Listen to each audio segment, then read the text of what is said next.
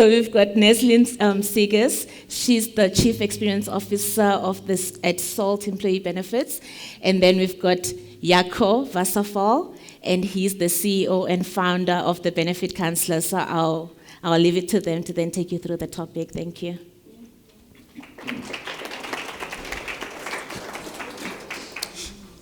Good afternoon, everyone. I think we're at the run-up to lunch, so we'll try not to keep you too long. As the chair said, my name is Nas Seegers. I am the Chief Experience Officer for SALT. I'll be starting off the presentation, and then I will be joined by Jaco, who is the CEO of the Benefit Counselor. So just a little bit about SALT and why we think that this is a topic that appeals to us. We've got a 72-year track record. We started out as Hoskins, but we started out in funeral business, funeral administration. And so we understand the lower income segment of the market. We have approximately 920,000 records under administration. We focus on industry fund administration. So that's where we've made our niche in the market. And one of our funds was just up on the podium, the Private Security Sector Provident Fund, talking to their membership. So I think the reason we took this session was because we've seen the benefits of technology and how that's helped us in terms of financial literacy and financial inclusion, and that nationwide footprint. So the 7 offices, I want you to remember that for me later on in the presentation. There's a reason we're saying that, because we don't have, how many provinces do we have in the country? 9, right. So we don't have offices in all 9 provinces. And so how do we reach out to the members where we don't have a physical office? And also, if you say you have an office in Gauteng, for example, our office is located in Fox Street, in the CBD, and then our head office in Midrand. But what about the guys that live in the East Rand or the guys that live in the Far West Rand? So how do we get to those members? Okay. So our key focus areas for today is financial literacy, financial inclusion, and member communication. Obviously, we're talking to trustees. All right, so in the South African context, we've got approximately 16 million retirement fund members in the country, and our national development plan says that by 2030, we should have 90%. We should have achieved 90% in terms of financial inclusion. We're doing good. We're on the path to get there. But in terms of literacy, a survey published by the FSCA in 2023 says that only 52% of people are actually financially literate. So what does it mean when we say financial inclusion? We're not talking about access. We're talking about people actually understanding how financial products work and using those products to structure their lives and help them. You would have heard in earlier sessions, I think we attended the Momentum session, they said that 90% of the members in terms of two-part that we've seen claiming are return members, meaning those are the members that claimed late last year and they were back on the 1st of March to come and claim again. And so as funds and as administrators and as an industry, how are we going to cater to that group of members? Because we can identify them. We've got the data. We know who they are.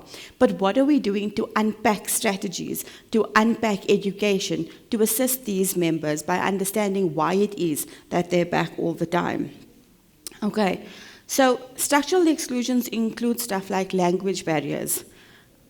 80% of the comms that go out in our industry are in English. Yeah, there's a couple in other languages, and maybe we feel like we can translate a newsletter here or a little video there, but 80% of the comms that go out are in English. Employer data gaps, this is a big one, specifically in the industries that we work in. We see that we work with lots of SMMEs. They don't run sophisticated payroll systems or sophisticated CRMs, and so they don't house themselves a lot of the data that we need. And so we've made strides in terms of the data we hold for Conduct Standard 1, etc., but it's still not where we need to be. And then financial literacy programs. We've engaged with partners like CISA, who does fantastic programs out there, but we've really got to ramp up on those sort of initiatives, and I'll talk a little bit about what boards can do. So are we making progress? Formal financial access has increased from 55% in 2003 to 98% in 2023. But does financial access mean diversification? So because they've got access, does it mean that they know how to use it? I spoke to a member a couple of weeks ago and I said to him, you withdrew last year and you're back again this year. Why are you withdrawing your two-part again? And he said, my car broke. I said, don't you have insurance for that? He said, no, ma'am, I don't have insurance for that. He didn't, it's not even something that's crossed his mind. So access is one thing, but actual diversification, utilizing the tools out there, is also very important. Bank account ownership, that's up to 84% of adults now own a bank account. Going back, that was much lower. And the proportion of financially excluded adults has decreased from 51% in 2014 to only 12% in 2023. So we're doing well in terms of inclusion, but literacy and diversification are where we need to focus, and where we need to focus as boards of trustees, right? Because before, the relationship used to be fund, employer, member. That's changed. With two-part, you don't even need the employer to sign a claim form anymore. You don't talk to them about the member anymore.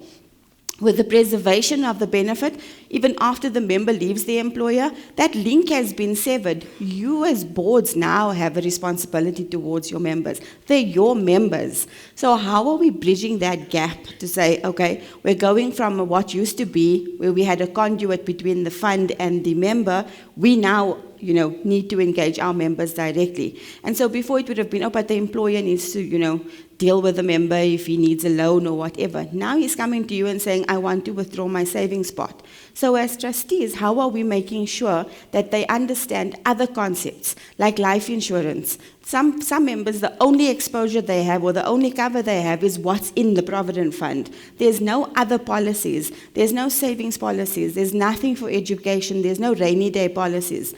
So we've really got to diversify our strategies to make sure that the member is not only a project for us at retirement anymore. The member is a living being right now, and we've got to service their needs from now to retirement.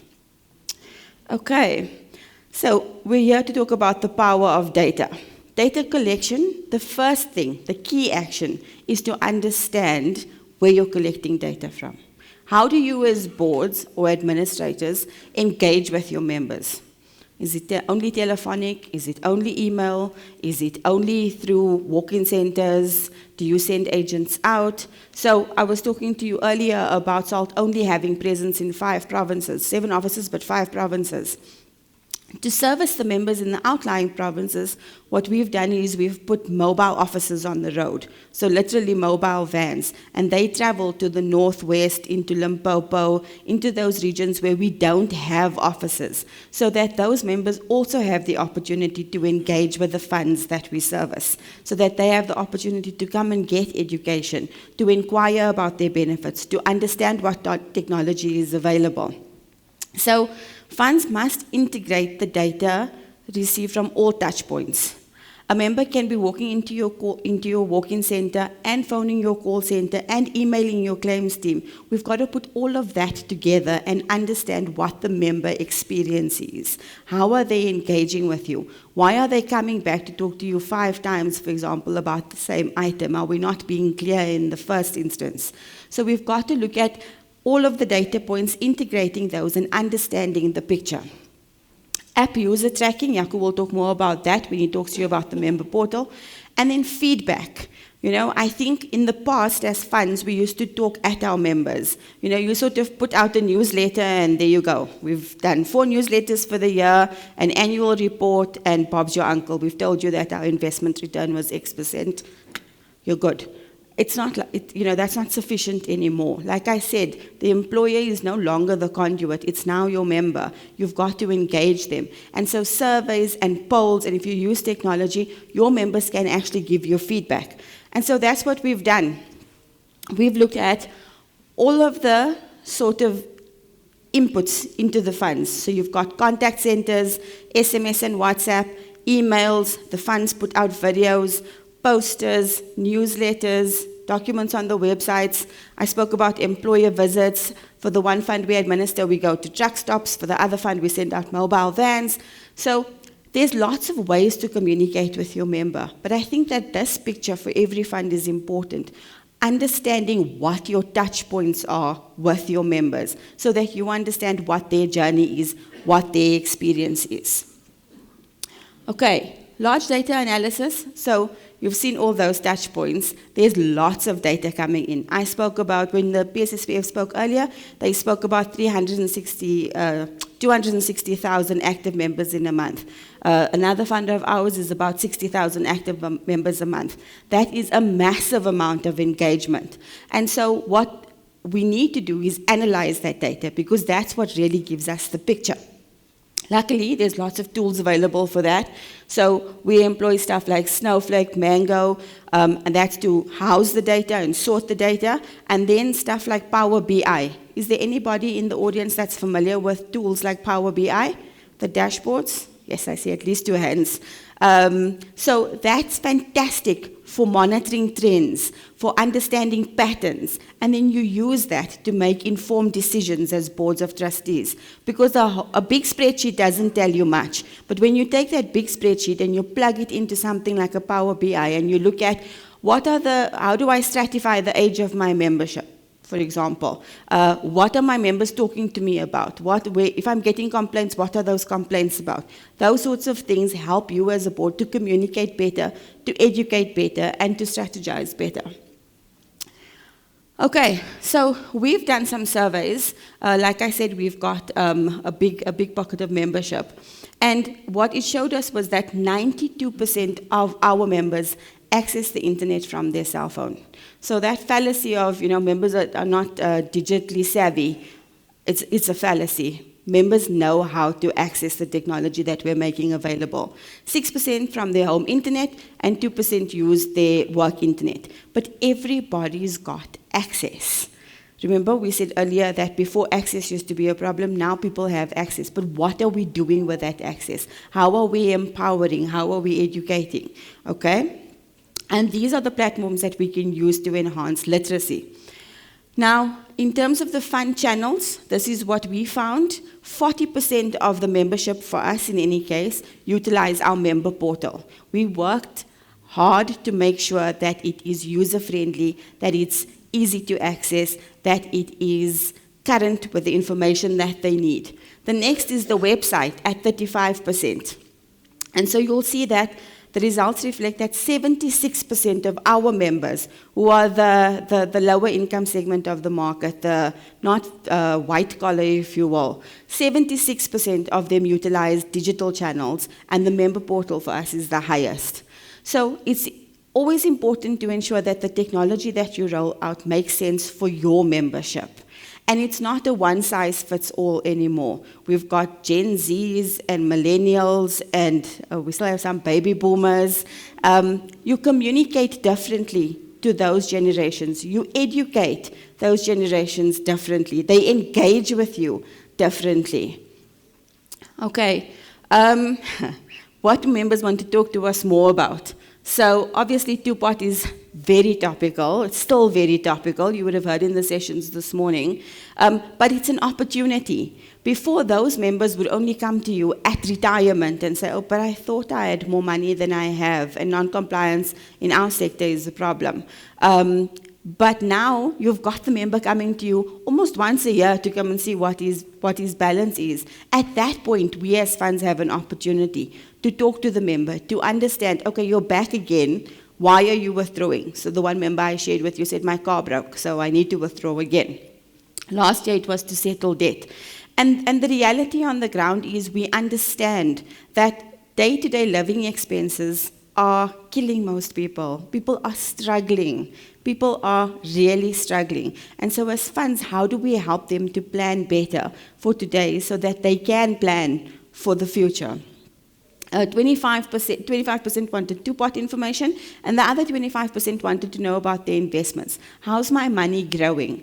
Is it growing? Is there something that I can do better? Can I get better growth elsewhere? So there is interest from the members, and we can use these stats to ensure that we communicate appropriately, that we understand. So not just putting out a newsletter and saying, our growth has been 10%, but actually explaining that it's ethical, we've incorporated ESG principles, etc. Okay, the preferred communication channel in terms of our stats was an overwhelming 40% for WhatsApp.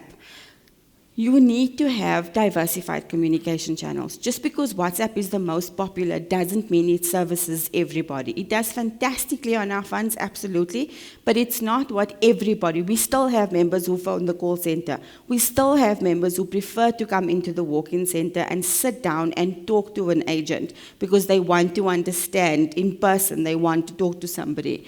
Facebook's also growing in popularity, and I think that is what it is. So social media is also growing. We've hosted webinars, we've done roadshows, but you'll see employer is down to 3%. People don't talk to their funds through employers anymore. They want to talk directly to US funds. So understanding what channels you have available for the people that you serve is important. Okay. WhatsApp is one of the fastest growing communication apps, I think, in the world. But this is just, so you'll see here this is a time graph. Even in the early hours of the morning, in terms of our portals, we've got people engaging with the technology. So, like we said, we service security guards and transport, and in the transport sector is drivers. So they don't necessarily keep office hours. And so they have the ability, because the technology is available, to go online at night and engage, ask, what's my fund balance? They don't have to talk to us during office hours. They can go and do, there's in the Benefit Counselor app that Jaco will talk to you a little bit about later, there's gamification of financial education. So they can go through and do those things during, their quiet times at night. So funds can maximize on WhatsApp. We've opened WhatsApp channels, for example, where members can come together. You can push education through that channel. You can push alerts through that channel. And so WhatsApp channels we found very, very useful. You can send notifications, etc. So if your funds, I was looking at the FSCA survey on Tupot, and they were saying that only 18 of the administrators that responded said that you could actually claim with them through WhatsApp. So it's something I think as boards you need to push your administrators towards. This is the way of the future. We've got to get on board with technology. Okay, so when you look at some of the data collected, we looked at this versus, we've done the survey about 3 years ago, just after COVID, and these numbers were much lower. But if you look now, 62% say that they know their benefits well. 25%, they sort of have an idea. 13% know very little about the benefits. And so before we'd put out this big communication strategy and we'd say we're going to do an annual roadshow, we're going to do 4 newsletters, we're going to do benefit statements once a year, and that's what our communication looks like. Now you've got to target it. The guy that knows their benefits well doesn't want education on the benefits. He knows what the benefits are. So what are we talking to him about? We're talking to him about diversification. Is that the member that, even though he knows the benefits, is that the member that's coming back because his car broke? So he's claiming 2-pot every year. What are we talking to him about? The 25% that somewhat know the benefits, focus on the areas that they don't know about, because that could show a shortcoming in our communication. Maybe we need to focus more on disability or the risk benefits than we are on the chasing the retirement goal at the end of the day. And then the 13% is absolutely where you put your effort in terms of educating them on what benefits the fund offers. So it's stratification of the communication strategy. It can't be a one-size-fits-all anymore. It's different generations, it's different knowledge levels, it's different financial literacy levels. And so what we've got to do is target the particular group. First of all, understand the particular groups within your fund, and then target your communication accordingly. Thank you, ladies and gentlemen. I'm going to hand over to Jaco.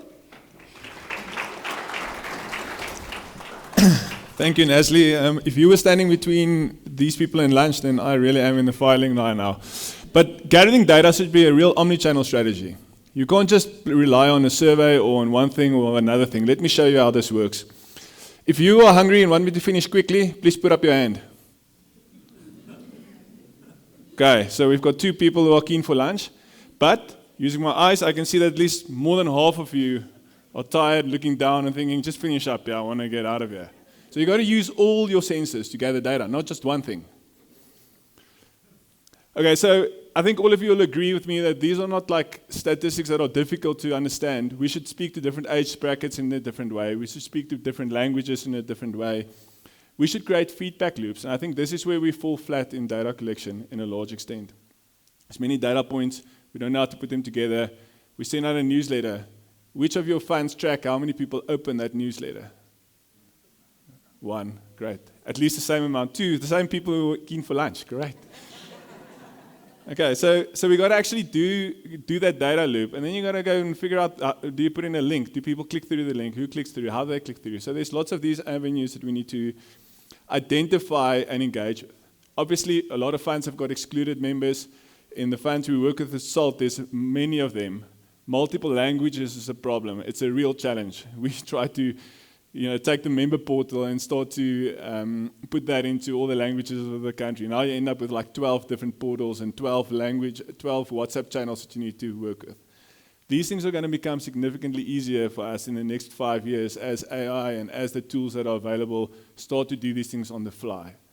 Offline channels, print, face-to-face, call center engagements, obviously those are going to be important. But now we've got to take the data that we get from them, put them into one place, so we can start to analyze it, see trends, understand where members are. I know I sound very clever, but we're right at the beginning of this journey, so we're all in the same boat. One of the things I think that the industry is getting better and better and better at the moment has been just simple things like, what did your 2-pot newsletter look like? How many people, I am a millennial, I know I look old and I don't have any hair left, but how many of you read an email that's more than 2 or 3 paragraphs? I most certainly don't. I open it and then I come back to it a week later and then I realize, I probably missed something. Okay? We don't read things that are long. We need to think in social media terms about our members as well. These were some of the examples that we did for 2-pot communications. We didn't send everything about 2-pot in one communication. We send them in 5, 6 different snippets. Think about that, go look at that, keep people engaged, keep working with where members are at. We've spoken a lot about the data-driven approach. In Benefit Counselor, we built the member front end. We do it for SALT and for other funds. And we are starting now to deeply, deeply integrate data into that. An example of a touch point is every time a member says, hi, clicks the button on the left, clicks the button on the right, scrolls down, that level of data is what we're talking about. We're not talking about open rates on a newsletter. It's important, it needs to be part of it, but we need to drill a lot deeper to get to what members are really saying and to start to be able to put all of this into context. So we are on the road, and we should all be on the road to a deep, adaptive and predictive analytics that we can say, listen, we see that this member is coming through the office 5 times in the last day. He's probably got a problem. We should probably speak to him, reach out to him, etc., etc. 2-pot claims, retirement. We speak to lots of people that are getting close to retirement. 5 years out, start triggering certain events to that member. And then analyzing how they're engaging with those events. This is what some of the front-end stuff that we're doing, the app. This is we truly think you should be omnichannel. We're not omnichannel enough. So we've got an app, we've got a website, we've got WhatsApp. We need to integrate call centers. We need to integrate the front office. We need to integrate the mobile vans. All of that data needs to work together for you to get a clear picture of where your members are. This is something that we're working on at the moment quite hard. So really starting to pull trends, to analyze data, to measure every single interaction. There in the middle, you'll see this interaction. So this is just a sample of data, but this is 3,000 members generated 240 interactions that we're starting to analyze, measure, track. I don't know yet what we're going to do with it, but it's there.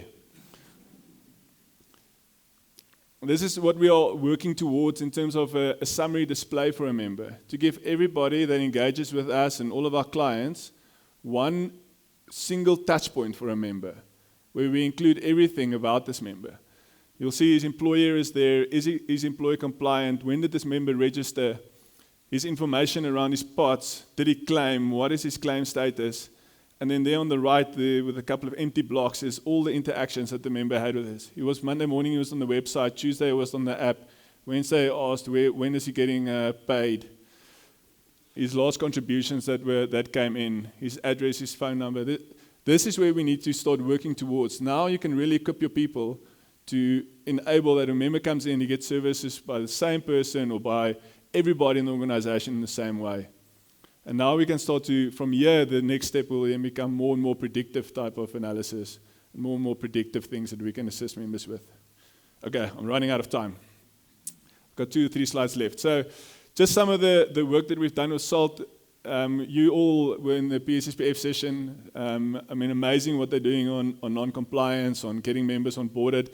And we're coming in at the back end and saying, well, 23% of members had a real issue with financial literacy and understanding, and we're starting to reduce that. We're getting to 8% now. These are survey numbers. There's probably some area in that, but we need to get that down to 0% for members to really have a fighting chance and really retire comfortably. WhatsApp is a massive channel for all of us. I don't know, it's probably the most used app on all of your phones, except if you log into your bank a lot. But WhatsApp, so and funds, I think the last thing here is to say is that funds really need to understand that the members are willing to use the online channels if it's correctly positioned and it's correctly placed in their hands. When we first started Benefit Council in 2019 on the back of the default regs, everybody told us there's no ways people are going to use you or download your app. We launched an app and 2% of our members downloaded it or used it. Who can relate to something like that? Ne? We're now up at 70, 80, 90% of members rotating through the fund, being able to communicate to them clearly on that. Claims guidance and automation. In terms of two-pot claims, which is recent for all of us, we had zero communication around how to claim. We put out all the information about the implications, the tax, what it will mean for you, etc., etc. But the physical claim process about filling in box A, filling in box B, putting in your bank details, there was no education around that. We just ensured that it was really easy and simple for members to do, and members are capable of doing that themselves. There's certain things where we need to focus and certain things where members don't need any hand-holding. Okay, so we've spoken about the technology, the engagements, the education, and the diversification. But I want to quickly look ahead. What have I got? 2 minutes, and then we've got 5 minutes for questions. So I think AI is what everybody talks about, and no presentation about any technology would be complete without that at the moment, so I had to put it in for you. But I really think stuff that are going to become really, what we're looking at to use AI for is for translation, for being able to communicate to a person in English and being able to be translated into any language that the member has selected without you even knowing it, and the back and forth around that. Something that we've found amazingly in the last 6 months is just around like video content. I don't know if any of you as trustees have engaged in creating like fun videos. A simple fun video of 30 to 60 seconds used to cost, I don't know, has anyone got a number? 50,000 Rand, 80,000 Rand. I see a shake of the head back there. She wasn't hungry, she's listening still. We did videos now in 5 minutes using ChatGPT to write the script and using another tool with a human interaction and a South African accent to do the presentation. Okay? Now we change that video once a month. Okay, I looked at the videos yesterday and I thought, yes, they're really poor. We must get with these new tools, much better. The things Google just released, I don't know if you saw that, but what you can do with something like that now is incredibly powerful. One of my things that I really want to do is I want to have every member get his benefit statement in a video format personalized to him. And I don't think we're far off. But to get there, we at least have to have a WhatsApp number for the member or an email address or, that's like the basics. So those things are becoming really, really powerful. We all know about gamification. We're leaning more and more into that now. The two-part is out of the way, giving members practical things like electricity for getting themselves educated. It doesn't have to be a large amount, but the amount of money that we're saving through a digital channel by not printing a benefit statement, posting it, sending it to the employer, having it sit in a box. There's your last year's on the left-hand corner, 5 years ago it's in the right-hand corner if you're looking for them. We need to think about that. The last one about expanding partnerships and inclusion is really important for me, and I think that's where this is really difficult for you as trustees and for us as players in the industry. Because the way the industry is structured, we've got all these different channels and tools and things that Nazli has shown us earlier. But I think a problem in a lot of our funds is most of these things, almost every one of them is done by someone different. The trustees does work, they've appointed a communications expert to do the newsletter. We've got the administrator that does the record keeping. We've got someone else that does the website. We've got someone else that's involved in the posters or going out to members. And then the call center is outsourced or integrated into the administrator. So I think this is the challenge for us, and this is a challenge that we've been wrestling with in the last 12 to 24 months is how do we work closer together to allow this to become a reality, to allow data to be integrated more closely, to allow us to get a better picture of the member, and not to throw up poppy agreements all the time. And I think that's where we need to get to. We need to start focusing and really working through that. And I think that's a challenge for you as a trustee is how do you work with your service providers to get all of these things together so that we can start really take data-driven decisions for our members. All right, that's it. We have got probably 5 minutes for questions. There's. I'm happy to kind of leave it here and hand over to the moderator. Malema? Thank you. Oh, you don't need the ticker. No, I don't need the click. Thank you, colleagues. I think we've seen from this presentation that the data that's already available to us can be used in such a way or in a strategic way to make sure that we eventually,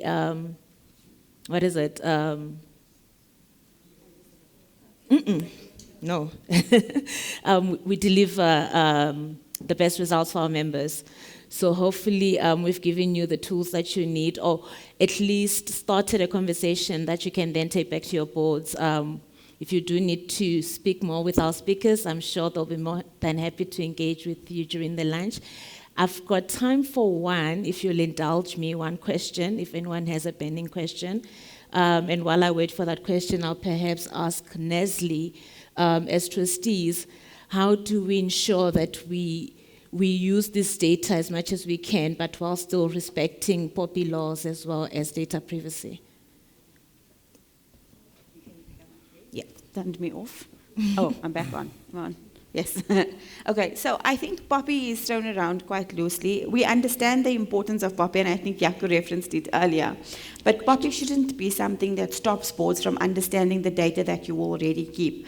A lot of administrators and boards, you're already holding a ton of data that's not being analyzed, that's not being interrogated, where you're not using trend analysis tools to see what your members are actually coming to engage you about. So while POPI is important, we had to take some considerations on POPI. So for example, what the employer can see on the Benefit Counsellor portal for some of our funds versus what they can't see. But what's critical is that you already understand the data that you hold already. As funds, your service providers, all of them already hold a ton of data for you. Your website provider can tell you who's clicking on which page and what they're interested in. Your administrator can say to you, in the call center, we're getting 40,000 calls. What are they phoning you for? What are members contacting you about? How many times is the same member contacting you before you're resolving his query? Those are the sort of things that boards need to be interested in, because that's what's going to change your member experience. Thanks. Oh, thank you. There's no questions, so enjoy your lunch, and we'll see you on the corridors. Thank you, colleagues. Thanks.